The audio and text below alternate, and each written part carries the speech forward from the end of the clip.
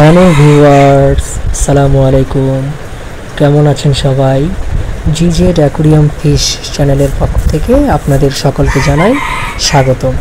আজকের ভিডিওর থাম্বনেল দেখেই আপনারা বুঝে গিয়েছেন আজকের ভিডিওটি কিসের উপর হতে যাচ্ছে। আজকের ভিডিওটি হতে যাচ্ছে যারা ককশিটের ট্যাঙ্ক করেছেন তাদের জন্য।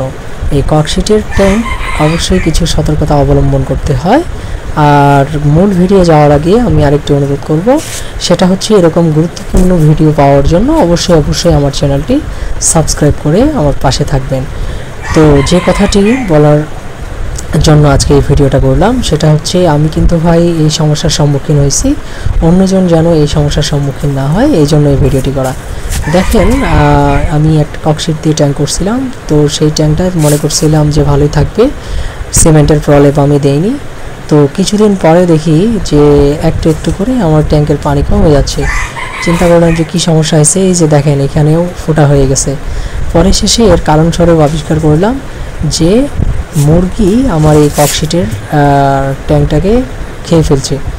মুরগি যে এত পরিমাণে ককশিট খেতে পারে আপনারা কল্পনা করতে পারবেন না। দেখেন, এটাও ফোঁটা করে ফেলছে। এই যে দেখেন, আমার এখানে অনেকগুলো রাপনি মাছ ছিল, তো এই যে এই পাশেও দেখাই, এই যে এগুলো খেয়ে ফেলছে, সব খেয়ে ফেলছে, এই পাশ থেকে সব খেয়ে ফেলছে। অনেক মোটা ছিল এই ককশিটের ট্যাঙ্কটা। এই যে দেখেন, এই পাশেও খেয়ে শেষ করে দিছে।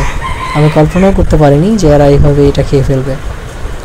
আর আমি কিন্তু বেড়াও দিয়েছিলাম। এই যে দেখেন, বেড়া দিছি, বেড়া দেওয়ার পরও তারপর কি করছে, উড়ায় এসে এই যে দেখেন।